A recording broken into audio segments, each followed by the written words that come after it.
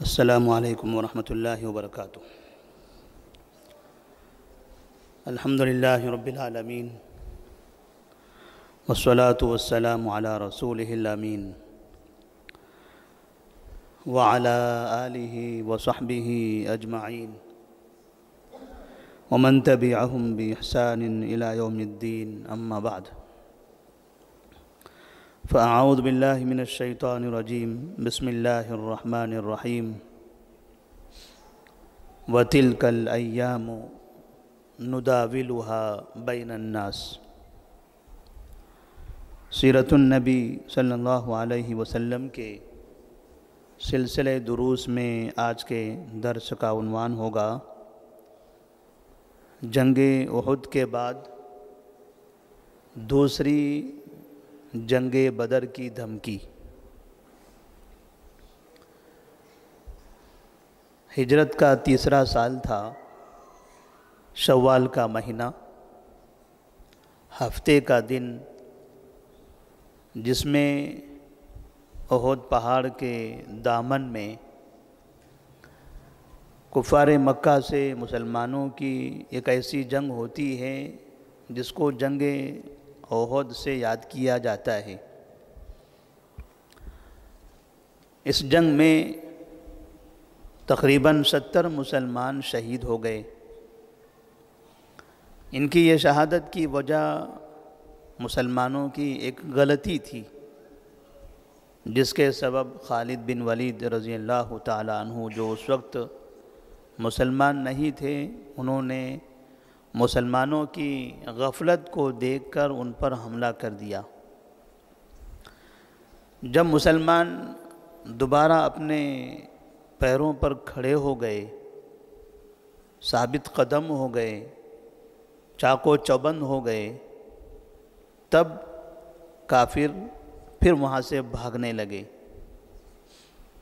جس وقت کافر احد کا میدان چھوڑ کر مکہ کی طرف جا رہے تھے، تو اس وقت ابو سفیان اور عمر بن خطاب رضی اللہ تعالی عنہما کے درمیان ایک مکالمہ ہوتا ہے۔ ابو سفیان رضی اللہ تعالیٰ عنہ اس وقت مسلمان نہیں تھے، اور یہ اتفاق کی بات دیکھیے، جنگ احد میں جو لوگ کفار مکہ کی جانب سے سردار بن کر آئے تھے، بڑے بن کر آئے تھے، وہ سب بعد میں مسلمان ہو گئے۔ جیسے ابو سفیان رضی اللہ تعالیٰ عنہ، جنہوں نے باقاعدہ کئی مہینوں سے تیاری کی تھی جنگ احد کے لیے۔ خالد بن ولید رضی اللہ تعالیٰ عنہ، جن کی چالاکی سے مسلمانوں میں اتنا بڑا نقصان ہوا تھا، یہ دونوں مسلمان ہو گئے۔ تو جس وقت کفار مکہ کی طرف جا رہے تھے اور مسلمان مدینہ کی طرف جا رہے تھے، تو ابو سفیان نے احد پہاڑ کی طرف دیکھ کر، جہاں کچھ لوگ موجود تھے، آواز لگائی، افیکم محمد، افیکم محمد۔ نبی کریم صلی اللہ علیہ وسلم نے ان کی آواز سن لی۔ آپ نے لوگوں سے کہا، اسے جواب مت دو، خاموش رہو۔ اس نے پھر کہا، افیکم محمد۔ نبی نے کہا، انہیں جواب مت دو۔ ابو سفیان نے کہا، افیکم ابن ابی قحافہ۔ ابن ابی قحافہ، ابو قحافہ ابو بکر صدیق رضی اللہ تعالیٰ عنہ کے والد کا نام ہے۔ ابو قحافہ کے بیٹے یعنی ابو بکر، وہ پوچھنا چاہتے ہیں کیا ابو بکر صدیق ہیں؟ افیکم ابن ابی قحافہ۔ نبی نے کہا، انہیں جواب مت دو، خاموش رہو۔ آخر میں انہوں نے کہا، افیکم عمر بن خطاب۔ نبی نے کہا، ابھی بھی جواب مت دو۔ اور اس وقت نبی صلی اللہ علیہ وسلم جب یہ بات سن رہے تھے، ساتھ میں ابوبکر صدیق بھی تھے، عمر فاروق بھی تھے۔ عمر فاروق رضی اللہ تعالیٰ عنہ جواب دینا چاہتے تھے، نبی نے فرمایا نہیں، انہیں جواب مت دو۔ تو ابو سفیان نے جب یہ سنا کہ ادھر سے کوئی جواب نہیں آیا ہے تو انہوں نے کہا اما ہؤلاء فقد کفیتموہم یا کفیتموہم، اپنے ساتھیوں سے کہا دیکھو میں نے تینوں کا نام لیا، کسی نے جواب نہیں دیا، اس کا مطلب یہ ہوا کہ اب نہ محمد رہے، نہ ابوبکر رہے، نہ عمر رہے، اس جنگ میں یہ تینوں کا قتل ہو چکا ہے۔ اگر ان تینوں میں سے کوئی ایک بھی زندہ ہوتا تو کوئی نہ کوئی کہتا کہ ہاں ہمارے درمیان محمد ہیں، ہمارے درمیان ابوبکر ہیں، عمر ہیں۔ اتنے لوگ تھے مسلمان، کسی نے بھی نہیں کہا کہ ہاں یہ لوگ ہیں۔ ابو سفیان نے اپنے ساتھیوں سے، کفار مکہ سے کہا دیکھو اس سے یقینی طور پر یہ پتہ چل گیا ہے کہ یہ تینوں قتل کیے جا چکے ہیں۔ ابو سفیان نے ان تین کے علاوہ چوتھے کسی کا نام نہیں پکارا، کیونکہ انہیں پتہ تھا کہ نبی صلی اللہ علیہ وسلم کے ساتھ جو ان کے سب سے زیادہ قریبی اور ان کے معاون اور مددگار لوگ ہیں، رازدار لوگ ہیں، یہی ابوبکر اور عمر رضی اللہ تعالیٰ عنہما ہیں۔ تو جیسے ابو سفیان نے اپنے ساتھیوں سے کہا یہ سب قتل ہو چکے ہیں، عمر فاروق رضی اللہ تعالیٰ عنہ برداشت نہیں کر سکے، تو انہوں نے کہا یا عدو اللہ، اے اللہ کے دشمن، ان الذین ذکرتہم احیاء، جن کا نام تو نے لیا ہے وہ سب زندہ ہیں۔ ابو سفیان پریشان، ابھی تک تو ہم نام پکار رہے تھے، ان کا بھی نام ہم نے پکارا، انہوں نے بھی کوئی جواب نہیں دیا، لیکن جیسے انہوں نے کہا کہ یہ سب قتل ہو چکے ہیں تو عمر فاروق رضی اللہ تعالیٰ عنہ برداشت نہیں کر سکے، اور برجستہ انہوں نے کہہ دیا یا عدو اللہ ان الذین ذکرتہم احیاء وقد ابقى اللہ ما یسوءک، اور اللہ تبارک و تعالیٰ نے ان لوگوں کو اس دن کے لیے باقی رکھا ہے جس دن تمہیں مزہ چکھائیں۔ یہ گئے نہیں ہیں، یہ دنیا بھی موجود ہیں یہ لوگ۔ ابو سفیان نے کہا قد کان فیکم مثلۃ لم آمر بها ولم تسؤنی، ٹھیک ہے اگر یہ لوگ موجود ہیں تو دیکھو ابھی ہم جا رہے ہیں، جنگ ختم ہو چکی ہے، اب مکہ جا رہے ہیں، تم لوگوں کی لاشیں پڑی ہوئی ہیں، ان کا مثلا کر دیا گیا ہے، ناک کان شرمگاہیں ان کی کاٹ دی گئی ہیں، لوگوں نے کاٹا ہے، میں نے کسی کو ویسے کرنے کا حکم نہیں دیا۔ ابو سفیان کہتے ہیں میں نے کسی کو ایسا کرنے کا حکم نہیں دیا تھا، لوگوں نے یہ کام کیا، لیکن لوگوں نے جو کام کیا ہے وہ کام مجھے برا بھی نہیں لگا، کیونکہ اسلام سے پہلے دلوں میں اسلام سے، مسلمانوں سے نفرت تھی۔ ابو سفیان رضی اللہ تعالیٰ عنہ کے اس واقعے کو لے کر بہت سے مسلمان ابو سفیان رضی اللہ تعالیٰ عنہ پر بد کلامی کرتے ہیں، حالانکہ یہ واقعہ اسلام سے پہلے کا ہے، اور نبی صلی اللہ علیہ وسلم فرماتے ہیں الاسلام یہدم ما کان قبلہ، جب ایک کافر مسلمان ہو جاتا ہے تو اسلام اس کے کفر کے زمانے کے تمام گناہوں کو ختم کر دیتا ہے۔ یہی حال عمر فاروق رضی اللہ تعالیٰ عنہ کا تھا۔ عمر فاروق رضی اللہ تعالیٰ عنہ بھی مکہ میں مسلمانوں کو تکلیف دیا کرتے تھے، مسلمان ہو گئے۔ یہی حال خالد بن ولید رضی اللہ تعالیٰ عنہ کا ہے، جنگ احد میں مسلمانوں کے قتل کے ذمہ دار خالد بن ولید رہے، بعد میں مسلمان ہو گئے۔ تو جب وہ مسلمان نہیں تھے تب ان کے دلوں میں نفرتیں تھیں، اور جب مسلمان ہو گئے تب انہوں نے اسلام کے لیے اپنی زندگیاں قربان کر دی۔ پھر ابو سفیان نے نعرہ لگایا، اعلو حبل، اعلو حبل۔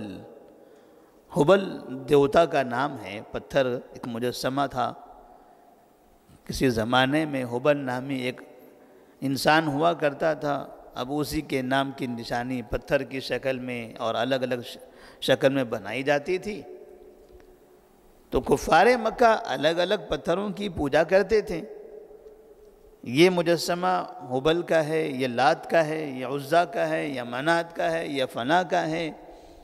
جیسے آج کے دور میں ہوتا ہے، لوگ الگ الگ شکلیں بناتے ہیں، کہتے ہیں یہ فنا ہے، یہ فنا ہے، یہ فنا ہے۔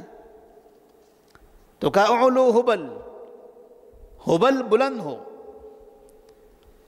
ان اپنے دیوتا کے بارے میں کہا کہ وہ بلند ہے۔ فقال النبی صلی اللہ علیہ وسلم الا تجیبونہ، اب نبی کریم صلی اللہ علیہ وسلم یہاں خاموش نہیں رہے۔ آپ نے لوگوں سے کہا آپ لوگ جواب نہیں دو گے اس کا؟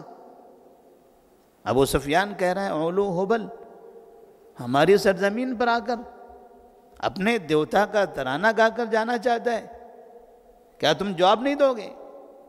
صحابہ نے کہا کیا جواب دیں ہم اس کو؟ تو آپ نے فرمایا قولوا اللہ اعلی و اجل، وہ کہے اعلو حبل تو تم کہو اللہ اعلی و اجل۔ اسی وزن پر نبی کریم صلی اللہ علیہ وسلم نے صحابہ رضی اللہ تعالیٰ عنہم کو جواب دینے کا حکم دیا۔ پھر اس کے بعد ابو سفیان نے کہا لنا العزا ولا عزا لکم، ہمارے پاس عزا ہے، تمہارے پاس کہاں ہے؟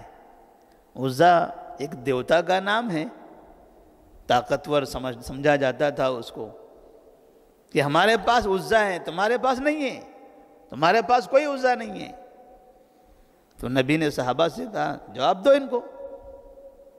صحابہ نے کہا کیا جواب دیں؟ تو آپ نے فرمایا کہو اللہ مولانا ولا مولا لکم، اللہ مولانا ولا مولا لکم، اللہ ہمارا مددگار ہے، تمہارا مددگار نہیں ہے۔ اللہ ہمارا مولا ہے، تمہارا مولا نہیں ہے، ہمارے لیے اللہ کافی ہے۔ پھر اس کے بعد ابو سفیان نے کہا آج کا دن بڑی خوشی کا دن ہے۔ کس چیز میں خوشی کا دن؟ وہ لاشیں۔ آج کا دن بڑی خوشی کا دن ہے، یوم بیوم بدر، ہم نے بدر کے ہمارے 70 مقتولین کا بدلہ لے لیا ہے۔ تم لوگوں نے جنگ بدر میں ہمارے 70 لوگوں کو قتل کر دیا تھا، آج ہم نے ان کو تمہارے 70 لوگوں کو قتل کر دیا، لہذا آج خوشی کا دن ہے۔ والحرب سجال، اور جنگ ایسی ہوتی ہے کبھی آپ کا پلڑا بھاری تو کبھی ہمارا۔ جب تم غالب آ گئے تھے اب ہم غالب آئے۔ تو عمر فاروق رضی اللہ تعالیٰ عنہ نے کہا قتلانا فی الجنت و قتلاکم فی النار، یہ برابری نہیں ہے، یہ نہ سمجھو کہ ہم نے تمہارے 70 لوگوں کو مارا تھا، تم نے ہمارے 70 لوگوں کو مار دیا، یہ برابری ہو گئی، یہ برابری نہیں ہوئی ہے۔ قتلانا فی الجنہ و قتلاکم فی النار، ہمارے جو لوگ قتل ہوئے ہیں یہ تو جنت میں جائیں گے، اور تمہارے جو قتل ہوئے ہیں وہ جہنم میں جائیں گے، کوئی برابری نہیں دونوں کے درمیان میں۔ تو ابو سفیان رضی اللہ تعالیٰ عنہ انہوں نے عمر فاروق رضی اللہ تعالیٰ عنہ سے کہا ادھر آؤ۔ ابھی تو دور سے باتیں ہو رہی تھی اس طرح کی، نزدیک انہوں نے بلایا اور وسلم نے کہا عمر فاروق سے جاؤ تم کو ابو سفیان بلا رہے ہیں، دیکھو کیا کہنا چاہ رہے ہیں، جاؤ ان کے پاس۔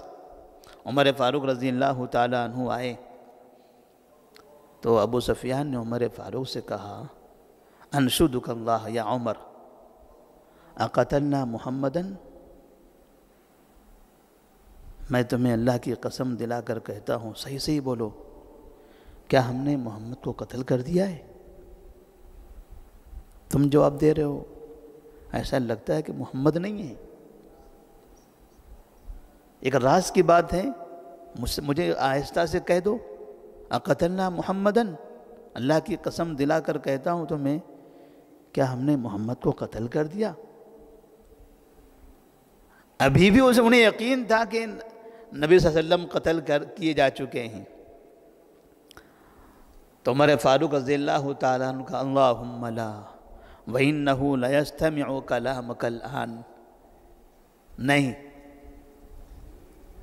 جو باتیں آپ کہہ رہے ہو یہ ساری باتیں محمد سن رہے ہیں، ساری باتیں وہ سن رہے ہیں۔ انہوں نے ہمیں کہا ہے کہ جواب دو، خاموش رہنے کے لیے بھی انہوں نے کہا تھا، جواب دینے کے لیے انہوں نے کہا، ان کے کہنے پر میں آپ کو جواب دے رہا ہوں۔ محمد تمہاری باتیں سن رہے ہیں، وہ قتل نہیں ہوئے۔ اس کے بعد ابو سفیان نے جانے سے پہلے کہا ان موعدکم بدر العام القابل، ٹھیک ہے، اتنی تو کامیابی ملی ہے، لیکن جو بڑی کامیابی ہم حاصل کرنا چاہتے تھے اب معلوم ہوا کہ وہ اس میں ہم کامیاب نہیں ہو سکے۔ آخری بات جب عمر فاروق رضی اللہ تعالیٰ عنہ سے پتہ چلی کہ نبی کا قتل نہیں ہوا ہے، تب انہوں نے کہا کہ ٹھیک ہے، وقت تو باقی ہے ابھی بھی، آئندہ سال بدر کے مقام پر اب نئے سرے سے ہماری تمہاری جنگ ہوگی اور اس سے خطرناک ہوگی۔ یعنی ابو سفیان رضی اللہ تعالیٰ عنہ نے یہاں پر یہ اشارہ کر دیا کہ ابھی ہم محمد کو قتل کرنے میں کامیاب نہیں ہوئے، کوئی بات نہیں ہے، ایک اور جنگ لڑیں گے ہم، اور بدر کے مقام پر لڑیں گے۔ تو نبی کریم صلی اللہ علیہ وسلم نے اپنے ایک ساتھی سے کہا اس کو جواب دو، اسے جواب دو اور کہو نعم هو بیننا وبینک موعد، ٹھیک ہے، ٹھیک ہے، دیکھیں گے ہم، یہ وعدہ رہا، یہ وعدہ رہا، تم نے جو کہا ہے اب یہ وعدہ رہا۔ جنگ بدر کے مقام پر ایک دوسری جنگ لڑی جائے گی۔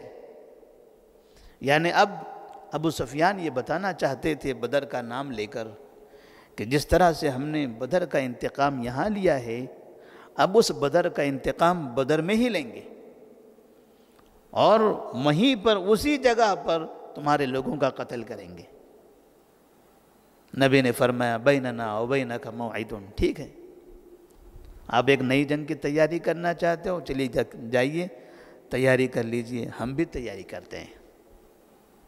اس کے بعد ابو سفیان وہاں سے چلے گئے۔ یہ جنگ کے اختتام کے وقت میں اس طرح کی ابو سفیان اور عمر فاروق رضی اللہ تعالیٰ عنہما کے درمیان کی یہ باتیں تھی۔ جنگ ختم تو ہوئی، لیکن ایک پیغام دے گئی کہ یہ جنگ کا سلسلہ ختم نہیں ہوا، اب یہاں سے اس سے خطرناک جنگ آگے ہوگی اور وہ بدر کے مقام پر ہوگی۔ جب جب ایک نئی جنگ آتی تھی، پہلی جنگ کے مقابلے میں دوسری جنگ کا موقع آتا تھا، تو وہ جنگ پہلے کے مقابلے میں زیادہ سخت ہوتی تھی، کیونکہ جب انہیں پتہ چلتا تھا کہ اس جنگ میں ہمیں اتنی کامیابی حاصل نہیں ہوئی ہے، تو وہ اس مقام تک پہنچنے کے لیے، اتنی کامیابی حاصل کرنے کے لیے پہلے سے زیادہ طاقت کا استعمال کرتے تھے۔ جیسے جنگ بدر میں جتنی ان کی تعداد تھی، انہیں پتہ چلا کہ ہماری اتنی بڑی تعداد رہ کر بھی ہم ناکام ہوئے، 1000 تھے، تو آئندہ سال جب انہوں نے تیار کی تو 3000 لے کر آئے، یعنی اس سے زیادہ کی تعداد میں۔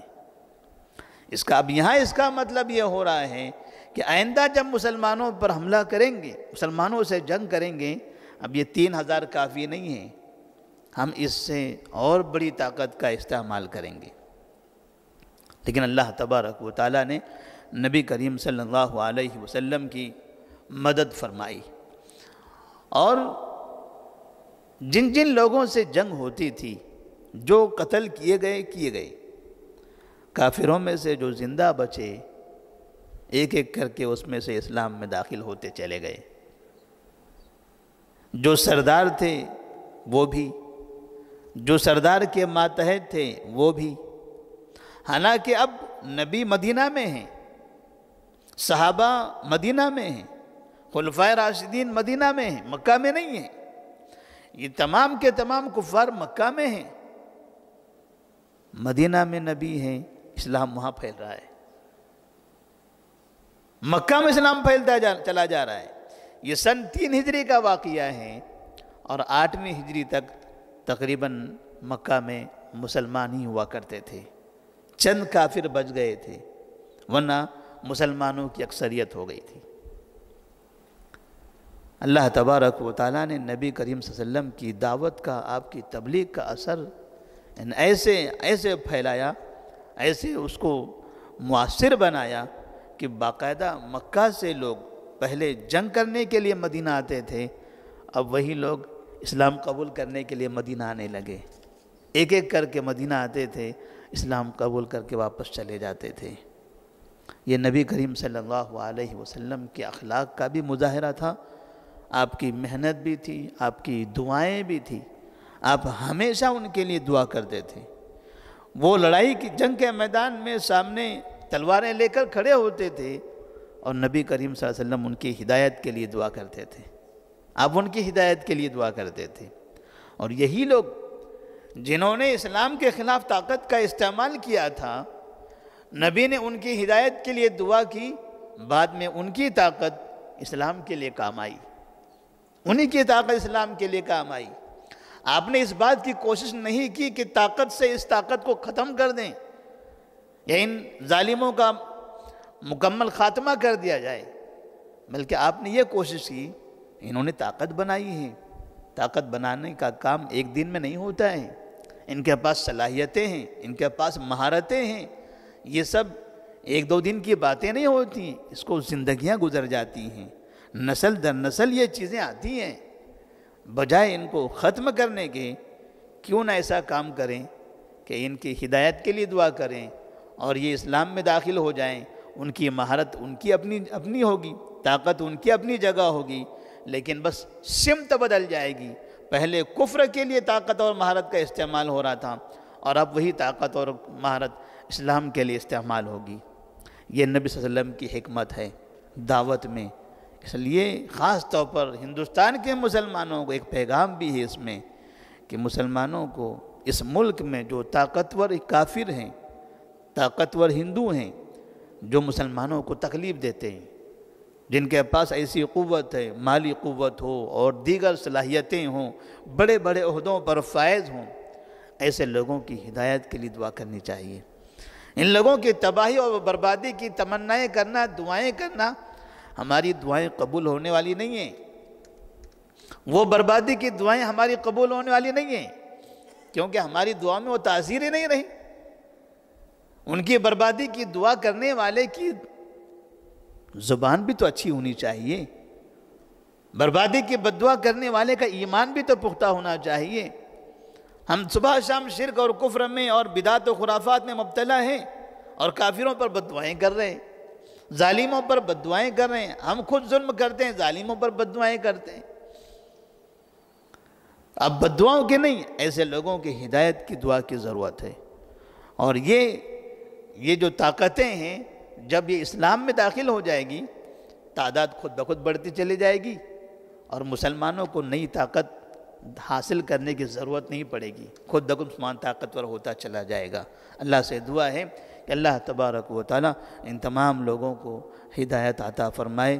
اللہ تبارک و تعالی ہم تمام مسلمانوں کو کافروں کی ہدایت کے لیے دعائیں کرنے، ان کے لیے محنت کرنے، ان کو اسلام کی طرف دعوت دینے کی ہمیں توفیق عطا فرمائے۔ والسلام علیکم ورحمۃ اللہ وبرکاتہ۔